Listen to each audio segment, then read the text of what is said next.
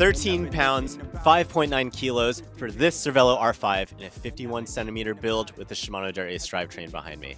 That is not only seriously light, that makes it one of the lightest road bikes you can find at any price point. And even though this bike looks basically exactly the same as the previous generation R5, there are a ton of small changes. Cervelo said that if they could save 1 gram, they were going to make the change, and there are a few situations where they did just that. I'm going to tell you what's new, what's not so new, what's good about the bike, what's not so good about the bike, and ultimately whether this bike is for you, and better yet, why Cervelo is completely okay with this bike not being for everybody. Okay, quick build rundown before we head out for a ride. As always, this one, as I mentioned, Cervelo R5, Derailleur drivetrain right here. Every bike here is going to get some variation of the reserve 34, 37 wheels. This is an SL variant with an updated manufacturing process to save 60 grams over the standard 34, 37 wheels. You're also getting the aforementioned Derailleur drivetrain, 5236 chainring, 1134 gearing. You're getting an updated seat post that is compatible with the previous generation seat post, the Pro Logo P4 Nax saddle. You're getting a new one-piece carbon handlebar that is seriously light, and we'll get into that a little bit later.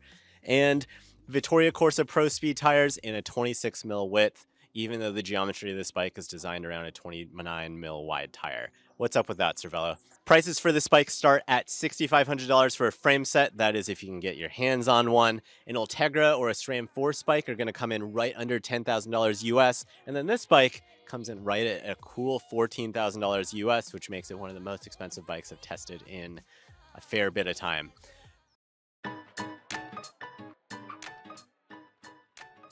We're probably about half dozen rides into the Cervelo R5, and I have a lot of opinions about this bike. Let's start with the climbing. As you'd expect, phenomenal. Definitely one of the best climbing bikes I've ridden as configured. I'd put it up there with the giant TCR that I've ridden, as well as the BMC Team Machine SLR01. This, however, feels maybe just like a titch shorter. It definitely has less saddle setback, which I think is contributing to that quite a bit. You definitely feel the lack of weight on this. It is feathery at every chance. From my recollection, I would say it doesn't have the out and out stiffness of the TCR, which I attribute a lot of that to the wheels, the Cadex Max wheels that it had, but very good. Overall, not much to say. Outstanding climber, one of the best I've ever ridden, as you'd expect for a bike like this at this price point. Look, on the flats, you're gonna have to trust me on this.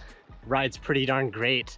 The 26 mil Corsa speeds help out immensely in that regard. There's a reason why Visma Lease bike opted for the S5, at least in the men's Tour de France most of the time, but no slouch. I'd be happy with this.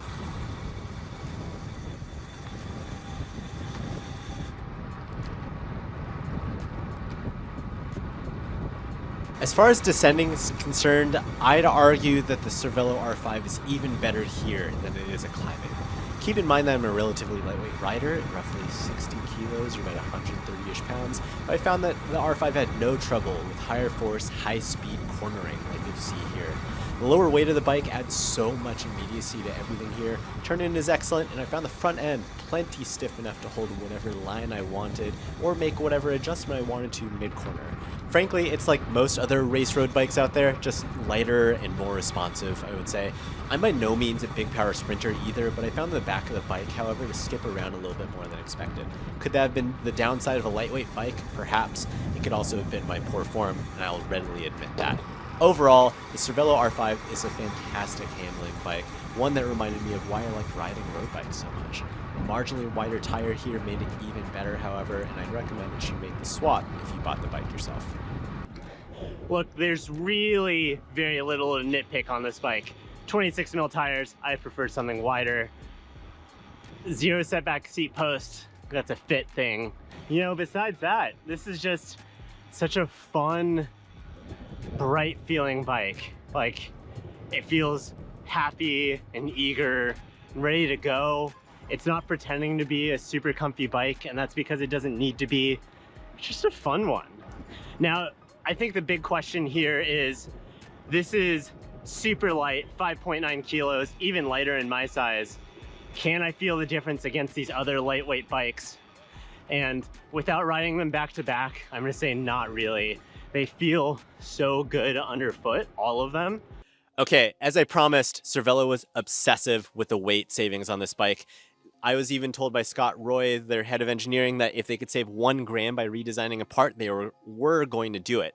Let's start with the fork, which doesn't have the chin anymore. Cervelo says that saves between 8 and 14 grams by smoothing this out. They're able to figure out how to make it the same Aero efficiency as before without having to smooth this out. The brake caliper up front has a different mount. It's a through bolt mount now, similar to what you're going to find in the back. The difference here, Cervelo says they're able to save up to 30 grams by doing this system. It's a system that we've seen on the likes of Open's bikes, 3T's bikes, Salsa, the Warbird, Scott Addict RC. It saves weight, it removes a little bit of complexity, and in my eyes, I actually prefer it, even though it's not the most visually appealing system. As far as the frame is concerned, they are able to cut a little bit of weight at the head tube. Cervelo says that a stiffer fork allowed them to actually remove a little bit of stiffness in the head tube by about 8%. Overall, the tube sets are smaller than before. The down tube, physically smaller than before. The chainstays are so small that they only meet UCI requirement of 10 millimeters by 10 millimeters dimensionally when they're painted. They're undersized otherwise. The top tube is actually a little bit wider, but it's also flatter than before, which aids in offering a little bit more bottom bracket stiffness than before. And while there is a SRAM UDH system out back, a dropout system that is notorious for being heavier than a proprietary system that someone else might design, Cervelo went back to the drawing board, redesigned the UDH derailleur hanger itself, and saved 1 gram. How cool is that? Other bits to note here, Cervelo has a new one-piece handlebar. It's called the HB18, and it's flared. So my bike in a size 51, you can actually get a 38 centimeter hood with a 42 centimeter drop. I personally prefer that, so I can go narrower up top. And if you wanted to swap it out when new, Cervelo says that they'll let you do that and work through a dealer to get the right dimensions at no extra cost. My bars, as I mentioned, 38 by 90 right here, weighing at 266 grams with hardware. A claimed 100 millimeter by 40 centimeter bar from Cervelo weighs in at a claimed 283 grams, which they claim is 134 grams lighter than the outgoing 2-piece handlebar system that the old R5 used. And so while the 2-piece system is gone, you can't deny the weight savings here. I also really dig how these look and how they feel, frankly. Other bits to note here, the head of the seat post was redesigned right here, saving 26 grams. You also save 9 grams with a new headset compression plug from before. Even the top caps right here were redesigned to save as much as 6 grams over the existing ones. All said and done, Cervelo claims that in the module being the frame fork handlebar headset, there was about 308 grams saved over the previous generation R5. The reserve team was able to save 60 grams purely from manufacturing efficiencies, whatever that means. And then you have other spots. This bike comes stock with TPU tires from WTB, which Cervelo says saves 114 grams. There's no reserve valves here. It's actually a standard aluminum valve, which they say saves 6 grams. You also have the 26 mil wide tires, the Vittoria Corsa Pro Speeds, which are undeniably fast, but also lightweight and also very narrow. There wasn't much of a focus on aero efficiency at all, or really any focus on it. Nonetheless, Cervelo says that this is more or less the same as the previous generation Cervelo R5. If anything, it saves about 2 watts at 30 miles an hour or 50k an hour over the previous R5, simply due to the use of the 2-piece handlebar. As far as geometry is concerned, the Cervelo R5 has been moved to basically match the fit and handling geometry of the Cervelo S5, the Aero bike. The key difference that you're going to find between the two bikes is the chainstay length. This is a 410 mil chainstay, whereas the Cervelo S5 comes in at 405 across all sizes. Fit dimensions are going to be the same between the two bikes. That means this bike is marginally longer and marginally lower than the previous generation R5, which is a bit more of a classics all-arounder bike. And kudos to Cervelo here, but as you'd expect for a bike at this price point, they offer the fork in 4 different fork rakes to ensure that you have the same consistent, roughly 57 mil trail figure across all 6 sizes. Cervelo doesn't offer any configurability to the fit dimensions before you buy the bike. That being said, this size 51 centimeter bike comes with 165 mil cranks. I'm super grateful for that. Also, Cervelo says that if you wanted to, you can work with your local retailer when you buy the bike, and you can swap out the bars to the correct dimensions that you might need for no additional cost, which is what I would do. Let's talk about the rest of the build. We've already talked about the bike, right? So, starting with the Shimano Derailleur drivetrain, it's been around for a little bit at this point. I personally prefer the ergonomics of the new SRAM drivetrains, but this is no slouch. Braking is excellent. I think the shifting right here is still the fastest that you're going to find in the bike industry, and overall, there's hardly anything to complain about here. My Derailleur equipped bike right here came with a 4-eyes dual-sided power meter. I didn't have any problems with the power readings right here. Nothing was obviously odd, and I like that it has built-in Apple Find My compatibility with this, so you can add it to your list of devices. The Pro logo saddle here, generally pretty darn good. I wish I could have pushed it a little bit farther back right here. I'm not really sure if that's the fault of the rails being too short or of the seat post not having enough setback, but that's there nonetheless. The bike comes with the Reserves 3437 SL wheels. These are seriously lightweight. They weighed in at 1,170 grams on my scale with the Shimano HG Free Hub, and they're good for climbing. There's not too much to say here. I think the only weakness that I have here is going to be the tires. They're 26 mil. The geometry of this bike was designed around a 29 mil tire. And while these tires are undoubtedly fast, this feels like a play to make the bike even lighter, which I just wish they would have gone with a wider tire here. Nonetheless, the Cervelo R5 will fit up to a 34 mil tire, as I mentioned. And if this were my own bike, I definitely want to put a 30, maybe a 32, maybe even go wider on this myself.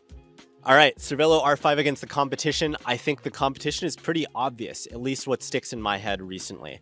The Specialized Athos, you have the giant TCR, you have the BMC Team Machine SLR01, and then in my eyes, you also have something like the Orbea Orca. Those are all bikes I've ridden in recent memory. I'm going to throw out the Specialized Athos right now, because while that bike is technically slightly lighter, it definitely is lacking as far as bottom bracket stiffness and head tube stiffness compared to this bike. If you were to compare this bike to the top-end giant TCR build right here, it is really good. I think that TCR just rides a fair bit firmer. I think part of that has to do with the Cadex Max 40 wheels right here. These, particularly the stiffest wheels you're going to find out there. I think another good comparison is going to be that BMC Team Machine SLR01. That bike is a little bit more mild-mannered. The handlings, specifically at the front end, kind of isn't quite as twitchy as something like this, and that's by design from BMC. As far as the Orbea Orca OMX is concerned, that bike rides wonderfully. I love its handling, great turn in, great mid-corner adjustability, just like this. Simply put though, this bike is lighter regardless of what configuration you get that Orbea in. I think the elephant in the room is going to be the Scott Addict RC. That bike is seriously lightweight, and I think that's a good foil for something like this.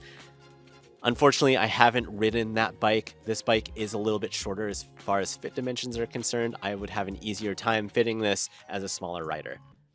All right, we're in the garage where I built up the Cervelo R5 for test, and we're talking livability. First things first, press fit bottom bracket here. It's Cervelo's BB Right standard, which is technically a proprietary standard, but you're gonna find several options out there should you need to replace this bottom bracket down the line.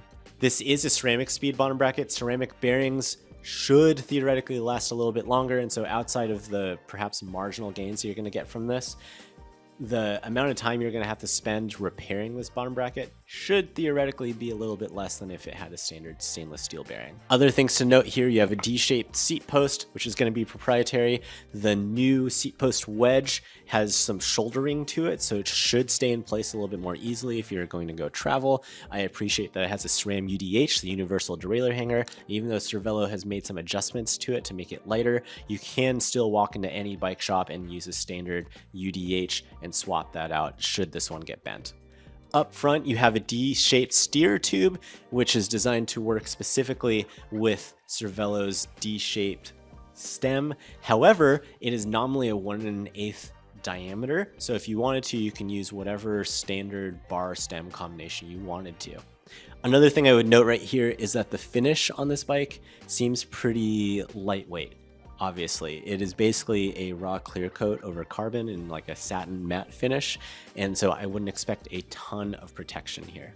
The Reserve 3437 SL wheels arrive true and in tension and without any issues as well. Overall, this is kind of going to be your standard run-of-the-mill road bike. There's plenty of proprietary stuff, a press fit bottom bracket.